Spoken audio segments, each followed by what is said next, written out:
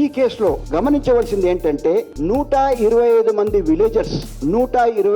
Villagers ఈ కేసులో పార్టీలుగా వాళ్ళు ఇంప్లీడ్ అయ్యారు. ఇంప్లీడ్ అయిన తర్వాత కేసు నిర్ణయం డిసిషన్ ఇచ్చిన తర్వాత ఆంధ్రప్రదేశ్ గవర్నమెంట్ ఆ రోజున అపీల్ ఫైల్ చేసింది సుప్రీంకోర్టులో ఫైల్ చేసిన తర్వాత ఈ matter was decided in 2 cases. ఒకటి government of Andhra Pradesh principal secretary file చేసిన appeal, civil appeal number 2963 of 2013. ఇంకొక అపీల్ ఆంధ్రప్రదేశ్ ఇండస్ట్రియల్ ఇన్ఫ్రాస్ట్రక్చర్, వాళ్ళు సెపరేట్ గా సివిల్ అపీల్ నంబర్ 2964. ఇది 2 జడ్జిమెంట్ అక్టోబర్ 9, 2015 నాడు జడ్జిమెంట్ రెండర్ అయింది by the supreme court. Para 89, 90లో విస్తారంగా అన్ని అంశాలని డీల్ చేస్తూ ఏమంటుందంటే the don't plan copies, survey number 613 and 119, certified copies of panis in respect of the suit land show incorrect maintenance of revenue.